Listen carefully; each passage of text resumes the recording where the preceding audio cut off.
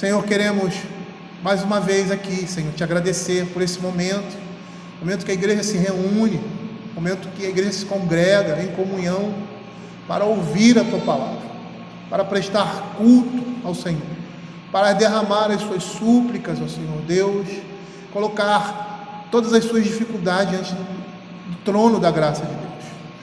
Que o Senhor possa nos abençoar, Senhor Deus, agora na leitura e na exposição da tua palavra, Pai, de tal forma que a tua palavra penetre no nosso coração, fique guardada, Senhor Deus, e que o teu Espírito nos faça lembrar, Senhor, da tua palavra em momento oportuno, guiando assim as nossas vidas por um caminho certo e seguro, que é o caminho da vontade de Deus. Fica com o teu povo agora, Senhor, e fala ao nosso coração. É o que nós pedimos, em nome de Jesus. Amém. Queridos, vamos abrir a palavra do Senhor em Provérbios, capítulo 13.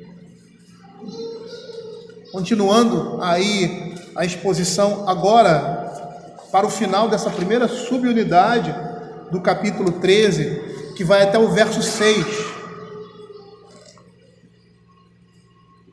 E eu vou fazer a leitura do verso 1 até o verso 6, tá? E partimos para a exposição. Diz assim a palavra do Senhor: o filho sábio ouve a instrução do pai, mas o escarnecedor não atende à repreensão. Do fruto da boca o homem comerá o bem, mas o desejo dos pérfidos é a violência. O que guarda a boca conserva a sua alma, mas o que muito abre os lábios, a si mesmo se arruína. O preguiçoso deseja e nada tem, mas a alma dos diligentes se farta. O justo aborrece a palavra da mentira, mas o perverso faz vergonha e se desonra. A justiça guarda ao que anda em integridade, mas a malícia subverte ao pecador. Bom, inicialmente nessa introdução quero dar uma visão geral desses versos, todos eles e suas implicações, chegando aí nessa conclusão dessa primeira subunidade, né? Então, nesses versos aqui nós temos a caracterização de dois homens, tá? Citados nos versos 5 e 6, a caracterização desses dois homens citados nos versos anteriores e os caminhos que andam nos seus corações. As palavras justo e justiça nos versos 5, no primeiro verso, 5a, se a gente pode dizer assim, e 6a, vão dar coesão a esses dois provérbios, mostrando que eles estão não somente ligados, mas concluindo essa primeira subunidade. E aí os aspectos gerais em relação ao modo de falar, nos versos 2 e 3, e a diligência no verso 4, são definidos nesses versos, nos versos 5 e 6, em termos éticos, ou seja, de retidão, justiça e perversidade, malícia. Ou seja, aquele que usa indevidamente de sua fala e o preguiçoso, nos termos vistos nos versos anteriores, são declaradamente homens ímpios que não temem ao Senhor. Além disso, nós vimos que o discurso construtivo e cauteloso traz recompensa e protege a todos, mas a tagarelice e a precipitação conduzem à violência e ao terror, conforme os versos 2 e 3. E aí me faz lembrar Efésios capítulo 4, verso 29, que diz assim: não saia da vossa boca nenhuma palavra torpe, e sim unicamente a que for boa para edificação, conforme a necessidade, e assim transmita graça aos que ouvem. Mas além disso, nós temos a rejeição também do falso discurso do verso 5, que protege o reto da desgraça social, quando ele diz assim: o justo aborrece a palavra da mentira. E o verso 6 nos diz que os atos de retidão e justiça protegem aqueles que são irrepreensíveis, quando diz que a justiça guarda ao que anda em integridade. Os retos, ou justo, segundo o verso 5, odeiam as mentiras. Por isso eles são protegidos dos perigos de se tornarem uma vergonha social, desonrando a si mesmos, porque é isso que a mentira, o logro, né, a fraude faz, né, na vida de uma pessoa. E assim experimentam esses que se utilizam do artifício do logro, o descrédito, a infâmia e a ruína que os versos 5 na segunda parte e o 6 também na sua segunda parte demonstram. Mas o perverso faz vergonha e se desonra, mas a malícia subverte ao pecador. No entanto, a retidão vai resultar em ser diligente para a concretização do seu destino, como o verso 4 vai nos mostrar. Mas a alma dos diligentes se farta. E é nesse contexto que nós vamos começar e terminar essa primeira subunidade do capítulo 13, quando ele diz assim: o justo aborrece a palavra da mentira, mas o perverso faz vergonha e se desonra. Perceba aqui que no contexto do capítulo 13, a pessoa cujos lábios produzem e comem bons frutos, como nós vemos lá no verso 2, do fruto da boca o homem comerá o bem, que protegem a sua vida por meio de um discurso discreto, ou seja, uma linguagem sadia e por controlar aquilo que fala, como no verso 3, o que guarda a boca conserva a sua alma, e que pela diligência tem todos os seus apetites satisfeitos, como nós vimos aqui no verso 4, o preguiçoso deseja nada tem, mas a alma dos diligentes se farta. Ele é definido aqui nesses versos, e especialmente no verso 5, como uma pessoa reta. Ele anseia por Deus e encontra a Deus. Nós vimos isso quando expusemos o verso 4, que todos os desejos da alma do homem justo serão satisfeitos. E quando nós olhamos nessa perspectiva a Escritura, a palavra de Deus está falando de todos os nossos desejos, mas aqueles desejos que representam uma alma piedosa. E um homem piedoso, um homem que ama o Senhor, os seus desejos são lícitos. E o maior desejo da sua alma é ansiar pelo Senhor. E a Escritura está dizendo que esse apetite será satisfeito. Abra o Salmo 130, no verso 6. O salmista ali, num capítulo de um salmo de clamor, ele diz assim: minha alma anseia pelo Senhor, mais do que os guardas pelo romper da manhã, mais que os guardas pelo romper da manhã. É interessante essa imagem que o salmista demonstra aqui, né? E quem é militar, e nós temos muitos militares aqui, entende isso claramente, porque além da necessidade do militar ficar vigiando à noite, ele faz isso em determinados horários, ou como nós chamamos, os quartos de hora, e enquanto ele está de sentinela ou de serviço, a sua preocupação e o seu desgaste é muito grande, um desgaste psicológico muito grande. Eu me lembro do meu tempo de escola de sargento, que a gente tirava o serviço uma hora, um dia sim, um dia não, né? Ou melhor dizendo, nos feriados, nos finais de semana, que era o dia que a gente tinha livre, né? Então, praticamente, todo final de semana você estava numa escala, pelo menos 2 vezes no mês, ou até mais.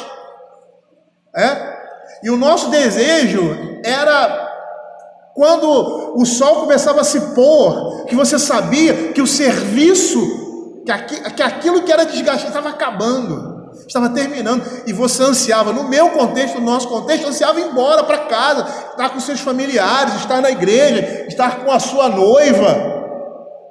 No contexto de Davi, quando a manhã chegava, o perigo diminuía, porque eles conseguiam ver os seus inimigos. E ele diz que a alma dele ansiava pelo Senhor, mais que os guardas pelo romper da manhã. E a Escritura está dizendo que esse anseio, esse desejo, esse apetite vai ser satisfeito nas nossas vidas. E por quê?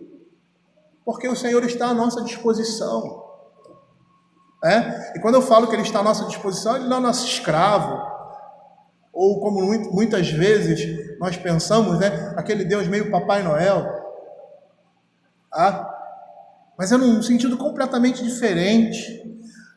No sentido em que o profeta Isaías, no capítulo 55, verso 6, vai nos mostrar, demonstrando a graça de Deus ali, quando ele inicia o capítulo 55, dizendo: vinde comprar e comer sem dinheiro e sem preço, vinho e leite.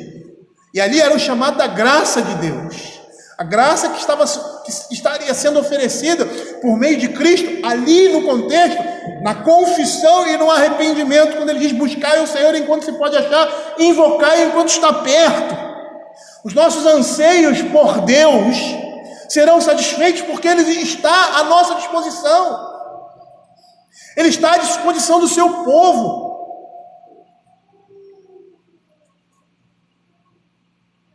Lucas capítulo 11, verso de 9 a 11 diz assim: por isso vos digo, pedi e dar-se-vos-á. E Ele está à disposição do seu povo como um pai está à disposição de um filho, não como um servo para o seu senhor, não como um escravo, mas como um pai.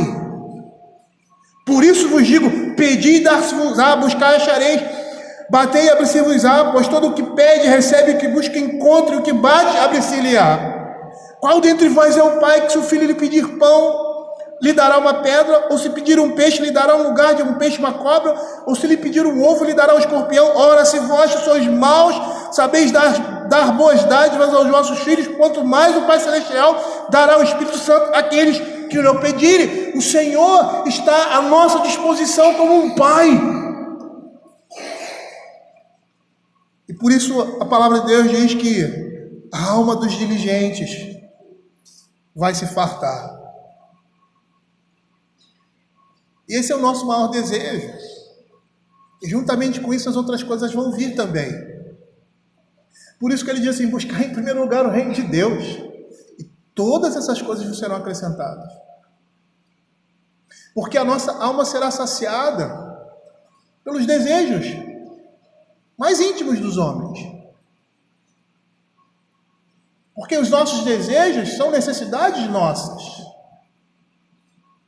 E essas coisas serão satisfeitas porque a nossa satisfação está no Senhor, o nosso contentamento está no Senhor.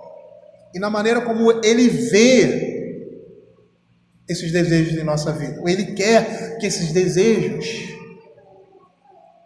sejam supridos para o nosso bem-estar, como uma imagem do suprimento da nossa alma.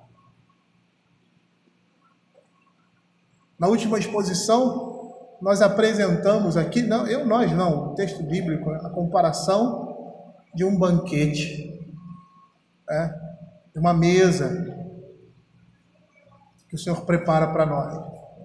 E essa mesa não é só metafísica, ou seja, espiritual, no sentido de o Senhor estar provendo todas as coisas relacionadas à nossa salvação, mas isso se concretiza na nossa vida de forma prática, por meio do suprimento, do sustento,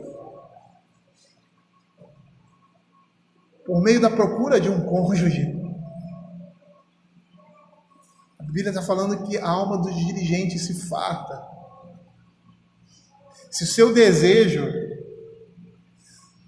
como foi a oração da minha companheira de oração hoje, orando por aqueles que estão procurando um cônjuge, se o seu desejo é esse, e se esse desejo está no Senhor, Ele será satisfeito, se essa for a vontade de Deus para a sua vida. Ele será satisfeito, porque a alma dos diligentes se farta. Mas perceba aqui no verso 5 que o justo é aquele que abomina a injustiça, a impiedade. O justo aborrece a palavra da mentira. É isso que significa aqui a injustiça, a impiedade, e foge do pecado e abomina a mentira. Matthew Henry diz que onde reina a graça de Deus, o pecado é odioso. E aí você lembra o que Paulo fala lá em Romanos, capítulo 6. Porque algumas pessoas estavam dizendo, onde abundou o pecado, superabundou a graça de Deus. Nós vamos pecar. Não, onde reina a graça, o pecado é odioso. E é isso que ele vai dizer. Não pode ser assim, porque nós morremos em Cristo. Como é que nós vamos nos entregar ao pecado? Na perspectiva de Deus, de que Deus vai nos abençoar. Como é que eu vou contrariar a vontade de Deus? Já que estamos falando nessa área de casamento, dá um exemplo muito prático, né? Como é que eu vou ser abençoado por Deus se eu estou procurando um cônjuge ímpio? Se eu sou um cristão.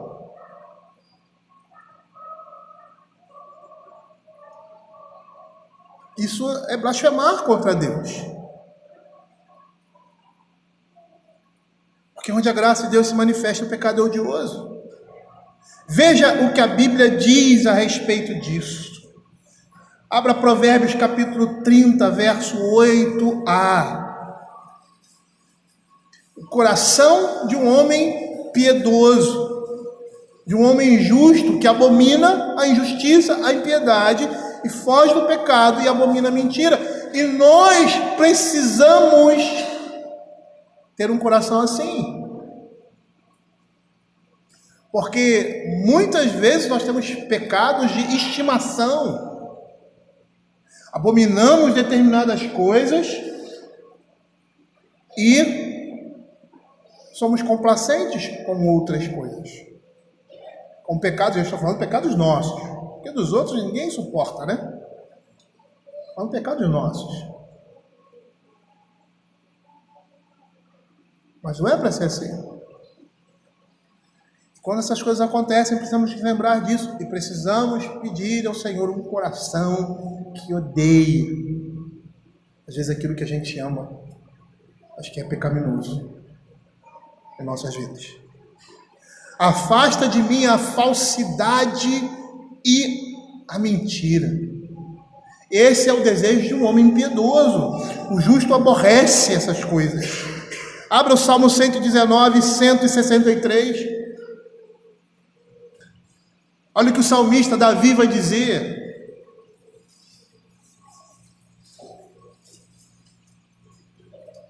Abomino e detesto a mentira, porém amo a tua lei. Abra Colossenses capítulo 3, verso 9. Paulo falando à igreja de Colossos, nessa mesma perspectiva, o justo aborrecendo, odiando o pecado. Ele diz assim: não mentais uns aos outros, uma vez que vos despistes do velho homem com os seus feitos. A ideia aqui é que nós não podemos mais andar dessa forma, ou seja, colocar remendo velho em roupa nova, colocar vinhos novos em odres velhos. Nós fomos transformados, nós estamos nos despindo, e aqui ele fala no passado como algo que já aconteceu. O velho homem ficou para trás, ele não mais existe, e agora nós precisamos nos revestir do novo homem e não ficar remendando roupa velha. Não ficar remendando roupa velha. A roupa velha tem que ser jogada fora. Olha o que diz Efésios capítulo 4, verso 25. Não mintais, por isso, deixando a mentira, fale cada um a verdade com o seu próximo, Porque somos membros uns dos outros. E por que o justo aborrece a palavra da mentira? Eu poderia responder porque ele se despiu do velho homem. Porque no coração desse homem reina a graça de Deus. E isso também seria uma resposta correta. Mas também porque o Senhor dele também odeia essas coisas. E quando nosso Senhor, a quem amamos, odeia essas coisas, nós também odiamos essas coisas. Eu me lembro, na minha juventude, quando estava desviado do Evangelho, e às vezes estava indo por caminhos meio tortuosos, meio ruins, começando a ir numa direção que me lembrava do meu pai. Eu me lembrava dos meus pais. E pensava assim, se meu pai soubesse que eu estou fazendo isso, ou que isso vai entristecê-lo demais. Vai quebrar a confiança dele com relação a mim. E eu deixava de fazer aquilo. Falei, não vou por aqui. Não é esse caminho que eu vou seguir. É isso que nós estamos vendo aqui. O Senhor odeia essas coisas, nós odiamos também. Por isso o justo aborrece essa palavra, porque ele tem dentro de si o Espírito Santo de Deus, a graça de Deus reinante em seu coração. Apesar de sermos deficientes, a graça não é deficiente em nós. Veja o que Provérbios capítulo 6, versos 16 e 17 dizem. E se nós olharmos para isso, mas pastor, a minha dificuldade, a sua dificuldade é a mesma que a minha. Às vezes por ser mais velho, por ter mais experiência, eu possa ter mais força em alguma coisa. Ou já ter passado por ela. Mas a sua deficiência é a minha. E dentro desse contexto de incapacidade, nós precisamos nos lembrar o que o próprio texto diz.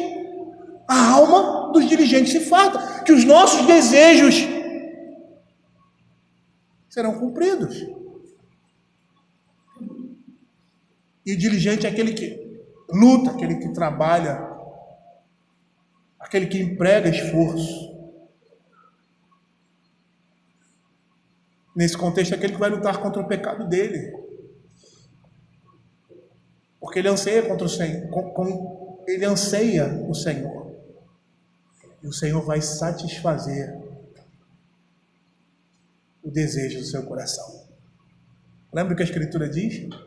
Agrada-te do Senhor e Ele satisfará o desejo do teu coração. É nesse contexto que o salmista lá do Salmo 37, se eu não me engano, vai dizer.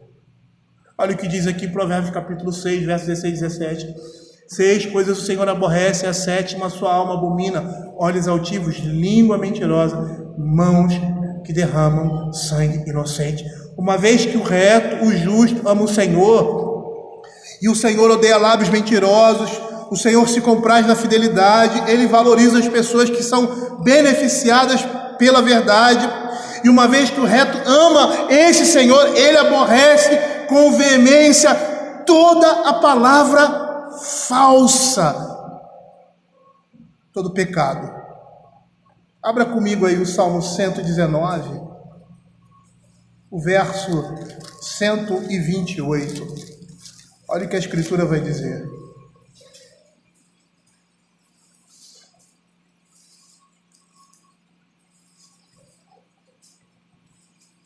Por isso, tenho por em tudo reto os teus preceitos, todos, e aborreço todo caminho de falsidade. Abra o Salmo 139, nos versos 21 e 22.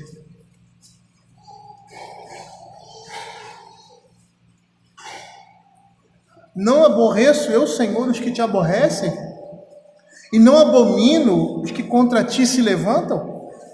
Aborreço-os com ódio consumado. Para mim, são inimigos de fato. E veja o que o próprio provérbio vai dizer: o justo aborrece a palavra da mentira. Matthew Henry,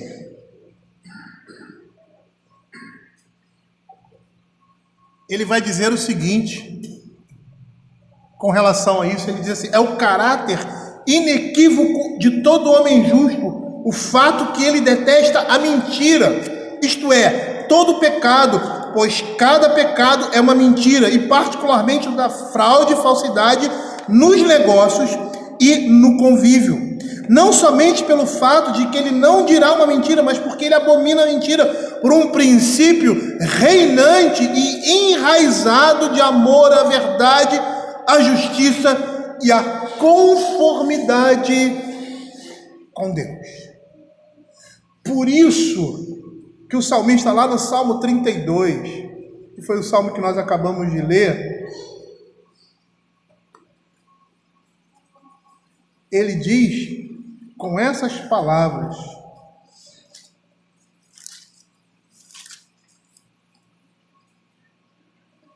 enquanto calei os meus pecados, envelheceram os meus ossos pelos meus constantes gemidos. Queridos, significa que aquele que abomina a mentira e que abomina o pecado não pode conviver com ele em paz. O pecado já não traz paz. Ninguém que vive no pecado vive em paz. Mas ele vive tranquilo no seu pecado. Ele não percebe essa falta de paz na prática do pecado, porque o salário do pecado é a morte. E ele vive tranquilo na sua desgraça. Mas no caso daqueles que aborrecem a mentira e que amam o Senhor, eles não vivem tranquilos. Eles podem até tentar calar a sua consciência, como o mundo faz, mas não vivem tranquilos. A mão do Senhor pesa sobre eles. E eles sentem o peso do seu pecado. É interessante porque essa é uma das portas de entrada para a conversão, né? A verdadeira conversão.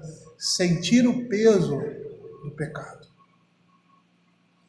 Por isso o Senhor Jesus diz lá em Mateus capítulo 11: tomai sobre vós o meu jugo, porque é um fardo leve, é um fardo que o Senhor carrega. Mas veja a continuação desse verso, quando ele diz assim: mas o perverso faz vergonha e desonra. Interessante, porque ele chama aqui de antítese, o autor, Bruce Waltke, que quem eu sigo nos comentários, de uma antítese imprecisa, né? Imprecisa por quê? Porque a segunda parte do verso não diz que o justo ama a mentira, mas é o que está subentendido. Por isso que ele chama de antítese imprecisa. É o que está, o perverso faz vergonha e desonra porque ele ama a mentira. É o que está implícito ali. E por haver essa antítese aqui, compreende-se que esse perverso ama o que é enganoso e falso, ou seja, a fraude, o erro, o que engana e desaponta alguém. E provavelmente o perverso causa vergonha por não amar a verdade, a fidelidade e o bom proceder. A pessoa perversa é aquela que se comporta impiamente, imprudentemente, perversamente. E ela aparece aqui em Provérbios em oposição ao que faz o que é reto, ao oposto a tudo aquilo que é justo e reto.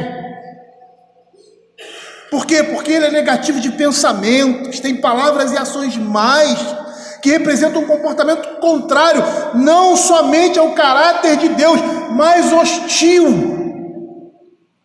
à comunidade. E é interessante nós percebermos isso no comentário de Bruce Waltke.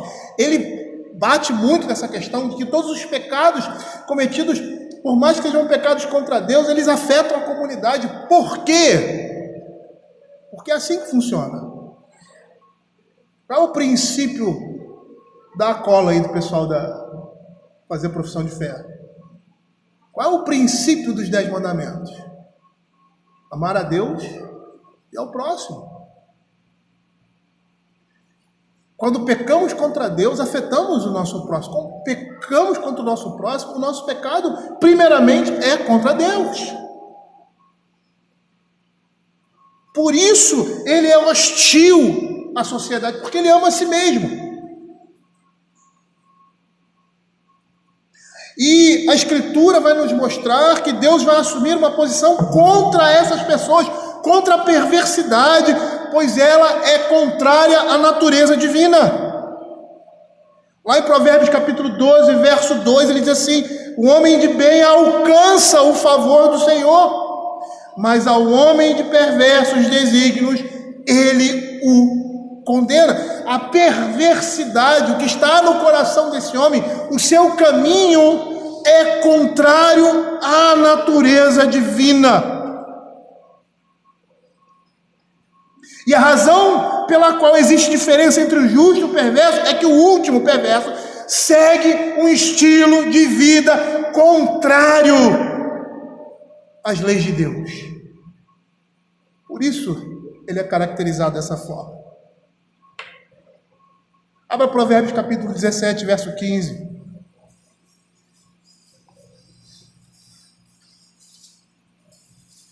Veja o que espera, ou o que está sobre essas pessoas. A gente lembra lá de Efésios capítulo 5, quando ele fala sobre: não vos enganem com essas coisas, porque por essas coisas vem a ira de Deus. E o texto da Escritura, não sei se é esse mesmo, ou um outro, diz que sobre eles permanece a ira de Deus. Ou seja, a ira de Deus está sobre eles por causa da sua própria condição, por causa da sua própria natureza, que é uma natureza pecaminosa. Olha o que o Provérbios capítulo 17, 15 vai dizer: o que justifica o perverso e condena o justo, abomináveis são para o Senhor, tanto um quanto o outro. Eu acho que a coisa que mais me traz indignação, e olha que eu sou pecador, é essa inversão de valores. Eu acho que é o que mais traz indignação ao homem de uma maneira geral, até mesmo o perverso, quando isso toca, é lógico. Você justificar o erro e condenar um homem injusto. E segundo a Escritura, não existe abominação, perversidade, melhor dizendo, maior do que essa: condenar um homem justo.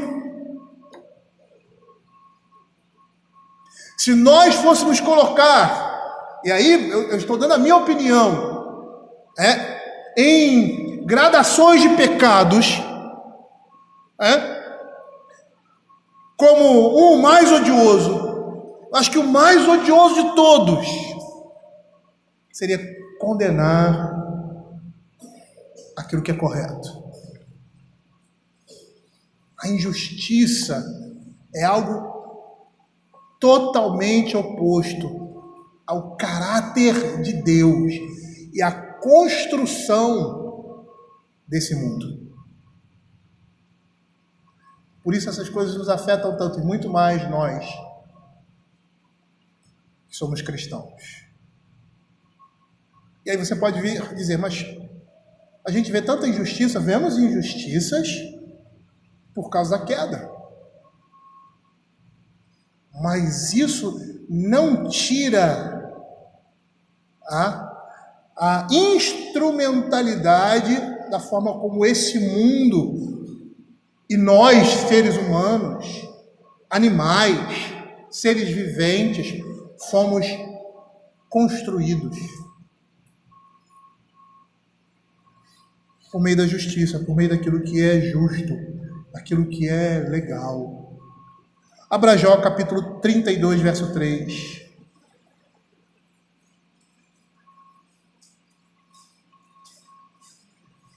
Veja aí o pecado dos amigos de Jó.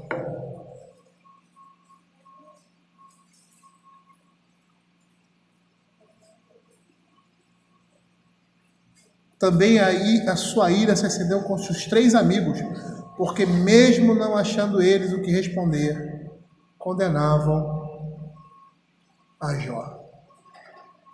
E é interessante porque você vê, quando o Senhor Jesus vem a esse mundo, a profecia de Isaías diz que ele não iria apagar a torcida que fumega, nem esmagar a cana que já estaria quebrada. É como você diz assim na linguagem popular, chutar cachorro morto. Isso é...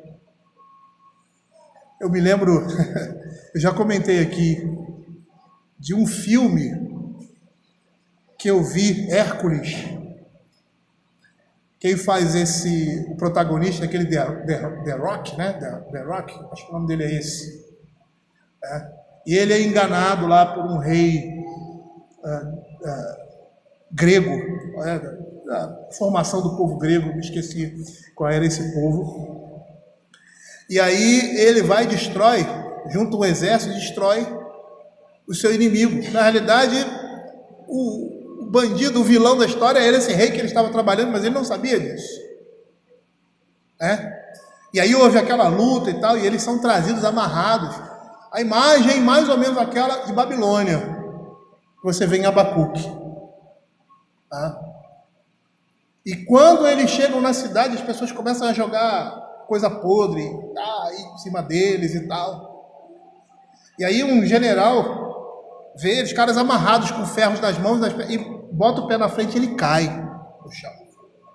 E aí o herói, o Hércules, olha para ele, fica indignado, vai, levanta aquele homem, ele diz algumas coisas como assim: por que você está fazendo isso? Já não basta tudo que eles já passaram? Eles perderam a derrota, estão entrando na cidade humilhados, e ainda você faz isso? É esse tipo de coisa que nós estamos vendo aqui. Essa perversidade, essa maldade demonstrada pelos amigos de Jó, que não tinham o que dizer a respeito dele, mas mesmo assim o condenavam. Isso é a atitude de um homem perverso.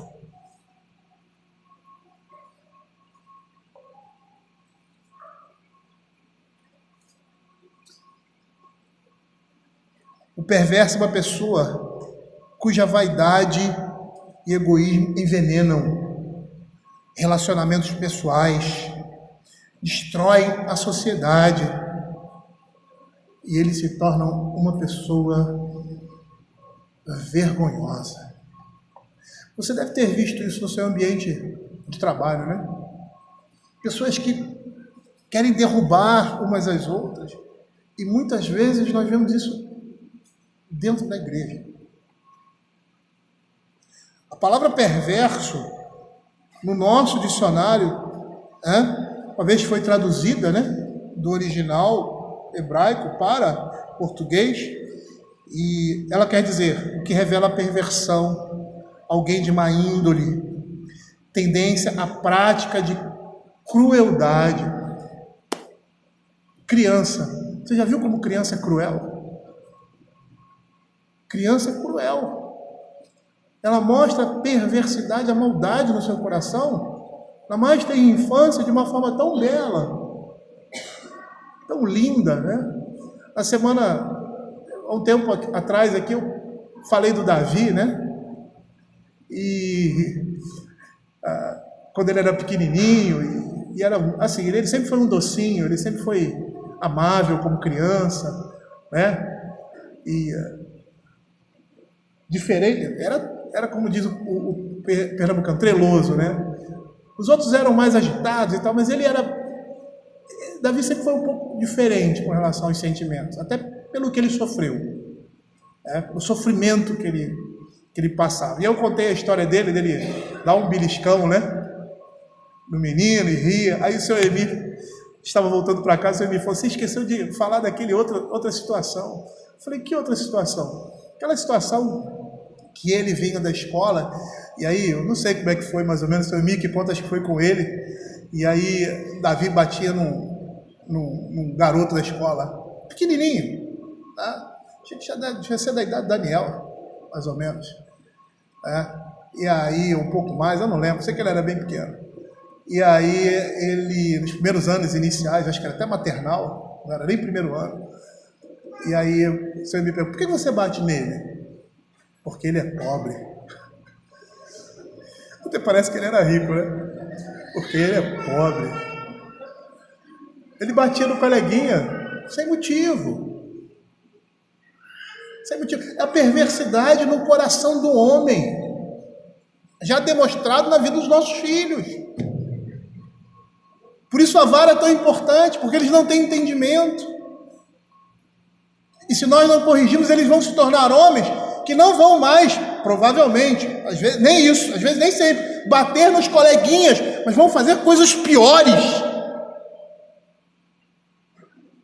E é isso que essa palavra demonstra: má índole, tendência à prática de crueldade, uma pessoa cruel. Alguém que desenvolve práticas de perversão, especialmente também nas áreas sexuais. Um perverso.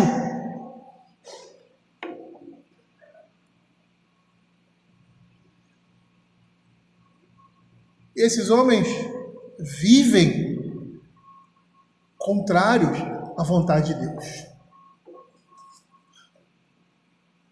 E essa é a grande diferença do justo e do perverso. Mas veja aqui quando ele diz: mas o perverso faz vergonha e se desonra. A palavra aqui no original implica que o mentiroso, vergonha, foi desmascarado, tornando-se, portanto, repulsivo para a sociedade. Essa pessoa também veio a se sentir envergonhada por aquilo que ela fez, porque aquilo foi descoberto, aquilo foi desmascarado, apareceu, e aquilo é repulsivo para a comunidade, para os irmãos, para as pessoas que estão ao seu redor. E por isso ela veio a sentir vergonha, apesar de satisfazer os desejos do seu coração, desejos pecaminosos.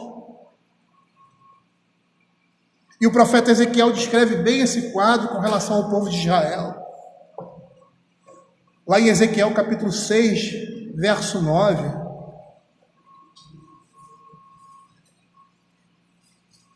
que diz assim: então se lembrarão de mim os que dentre vós escaparem entre as nações, para onde forem levados em cativeiro, pois me quebrantarei por causa do seu coração dissoluto, que se desviou de mim, e por causa dos seus olhos, que se prostituíram após os seus ídolos. Eles terão nojo de si mesmos, por causa dos males que fizeram em todas as suas abominações. Ezequiel capítulo 20, verso 43. Mais uma vez ele diz dessa vergonha: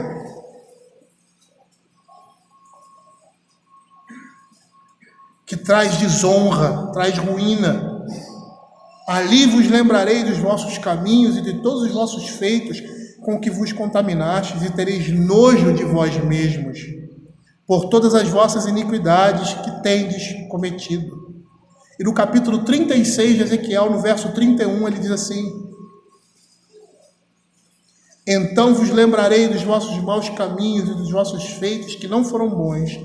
Tereis nojo de vós mesmos por causa das vossas iniquidades e das vossas abominações.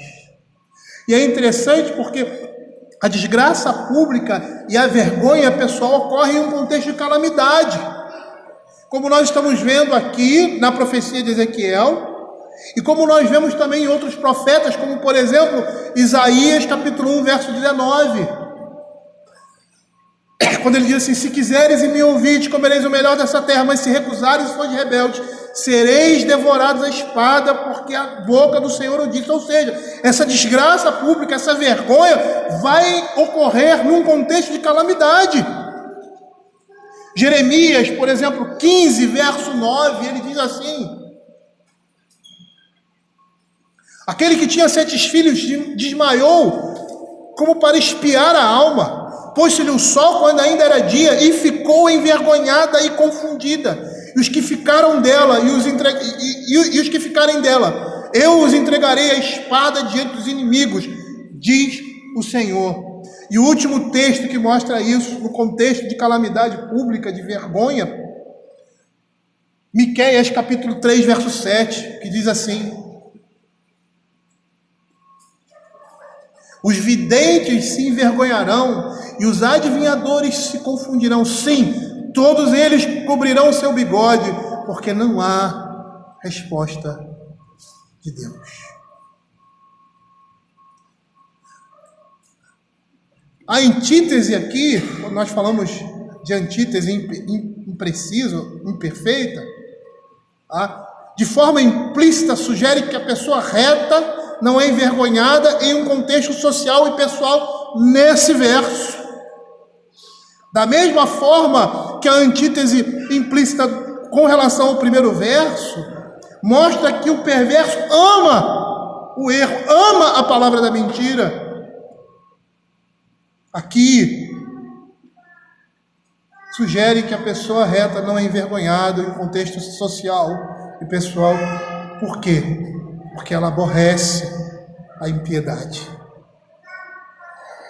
E que uma pessoa perversa não aborrece aquilo que distorce a realidade. Matthew Henry finaliza seu comentário desse verso dizendo assim: onde reina o pecado, o homem é odioso. Se os seus olhos estivessem abertos e a sua consciência desperta, ele odiaria a si mesmo e se arrependeria no pó e na cinza. No entanto, ele odeia a Deus e aos homens bons, e em particular é a mentira que o torna assim. E não há nada que seja mais detestável do que ela. E ainda que ele possa pensar em abandoná-la por algum tempo, ainda assim ele será dominado pela vergonha e pelo desprezo no final, e enrubescerá ao mostrar seu rosto. O que faz uma pessoa amar o erro? O que faz uma pessoa ver que as coisas não são daquela forma, mas ela luta e briga por aquilo? No ambiente político, nós chamamos isso de idiotas úteis.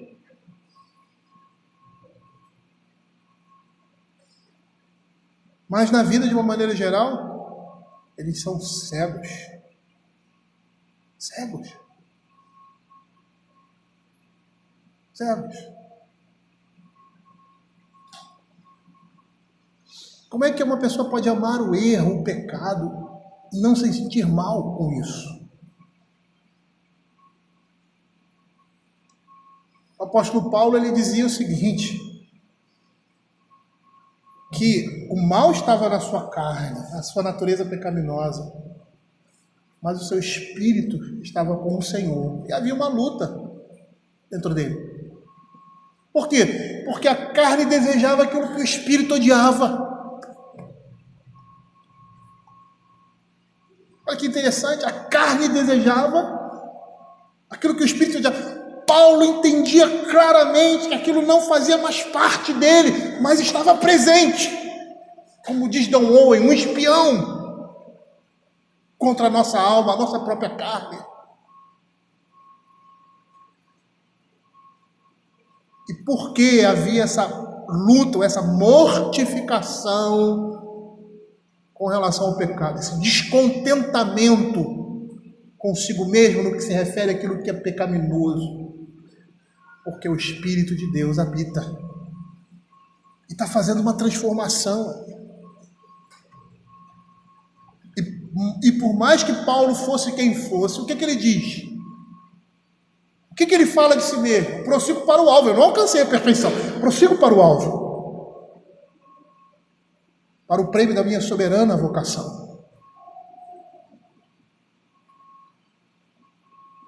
É uma luta constante na nossa vida.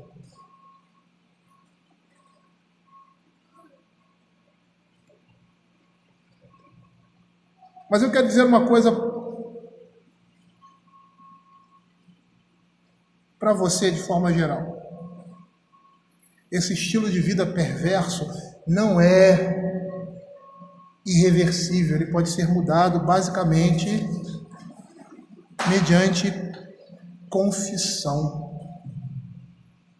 Isso nós vemos nas Sagradas Escrituras em diversas orações de súplica. Abra 2 Crônicas, capítulo 6, verso 37.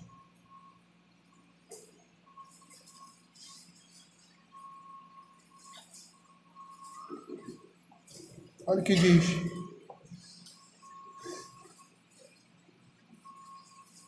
Segunda Crônicas, capítulo 6, verso 37. E na terra onde forem levados caírem em si e se converterem, e na terra do seu cativeiro te suplicarem, dizendo: pecamos, perversamente procedemos, e cometemos iniquidade, e se converterem a ti de todo o seu coração e de toda a sua alma. Abra Neemias, capítulo 9, verso 33.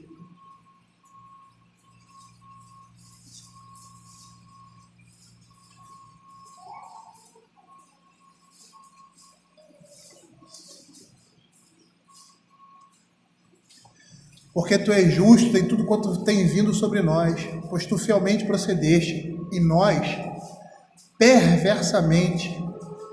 E aí num contexto de confissão de pecados.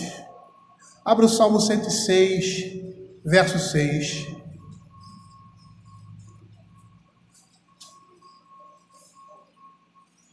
Também num contexto de confissão de pecados.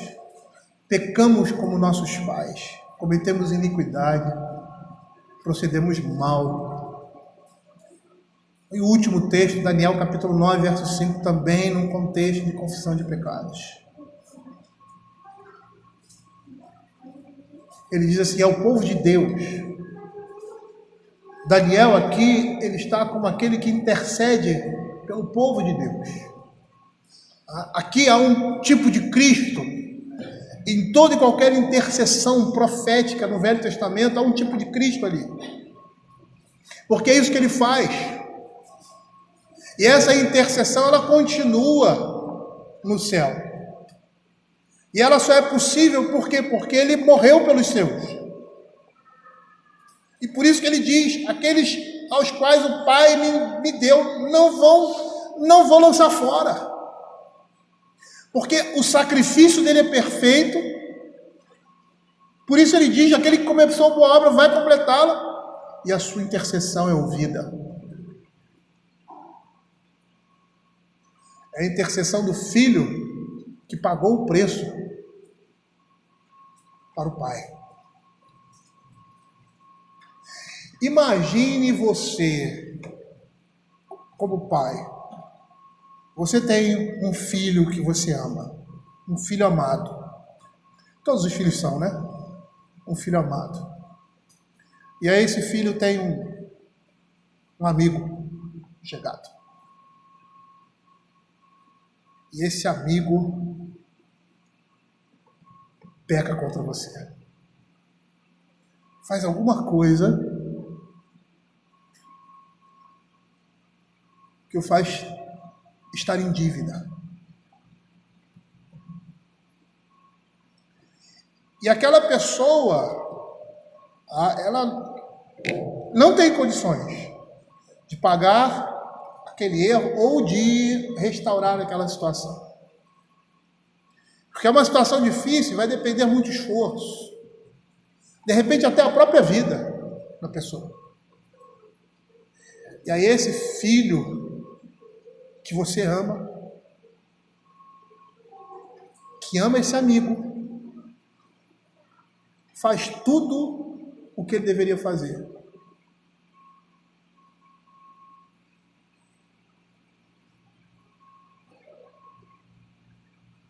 E chega para o pai e diz: pai, perdoa. Eu paguei. Eu assumi o lugar dele. Eu fiz tudo o que eles deveriam fazer e não fizeram. Eu dei a minha vida por isso. Perdi os meus bens, perdi minha família, perdi a minha vida social para poder reparar esse mal que ele fez. Porque eu amo. O pai vai olhar para aquele filho, ele não vai recusar essa oferta. De forma alguma. Porque ele ama aquele filho. Porque ele viu todo o esforço que ele fez, todo o trabalho que ele teve. Ele viu que ele envelheceu, adoeceu e estava à morte para suprir uma dívida de alguém que ele tanto amava. Se nessa figuração que toca a nossa realidade, humanos como somos, pecadores, nós nos sentimos tocados por aquilo que o meu filho fez, por aquele seu amigo, para suprir uma necessidade que aquele homem cometeu contra mim. Não há como não aceitar. É impossível, até nós, para nós homens, rejeitarmos uma oferta dessa. Agora, quando nós olhamos no âmbito da nossa salvação, que aquela era uma oferta perfeita, que aquele era um Cordeiro Santo que não tinha pecado, que era o mais lindo de toda a criação, porque ele estava acima da criação, ele era o Deus da criação.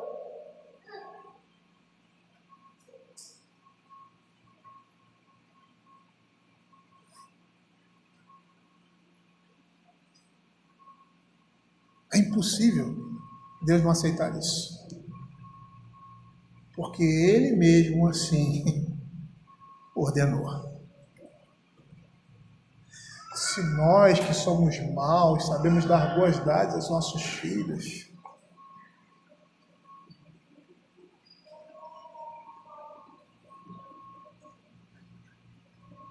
o que nós podemos esperar do Senhor? Por isso, nós vemos em Isaías 56, verso 7. Abra aí.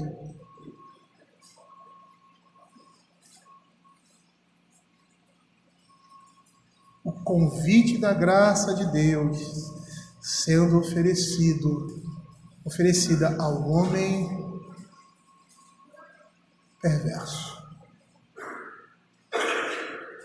Deixe o perverso seu caminho, o iníquo seus pensamentos.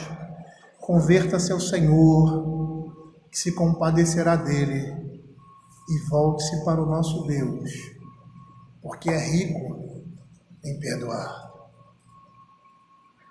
E aí você pode dizer assim, mas essa é a postura de Deus para com aquele que adentra as portas da graça.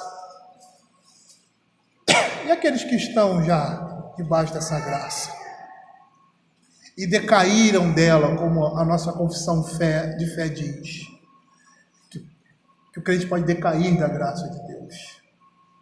E aí dá como exemplo Davi, como um pecado desse, passando por determinadas aflições, cego temporariamente, né? O que falar desse? Aí eu vou, mais uma vez, dar a imagem do Filho.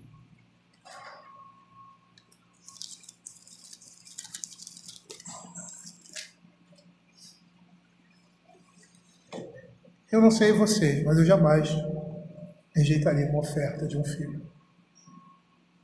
Jamais. Por pior coisa que ele tenha cometido contra mim. E olha o que ele diz em Romanos capítulo 8, verso 32. Aquele que não poupou o seu próprio filho, antes por todos nós o entregou, porventura não nos dará graciosamente com ele todas as coisas. Aqueles que momentaneamente caíram da graça de Deus, deixaram que o seu Espírito de Deus entristecido e amortecido, eles serão restaurados por esse amor do Pai. É isso que a Escritura diz. Porque aqueles a quem Jesus recebeu, de forma alguma ele os lançará fora. Não existe limite para o coração de Deus com relação aos seus filhos. Não existe limite. E nós precisamos, como pais, aprender isso com os nossos filhos também. Não somente com os nossos filhos, né? Com os nossos cônjuges. Porque somos pais, também para com as nossas esposas, olhando na perspectiva do homem como cabeça do lar.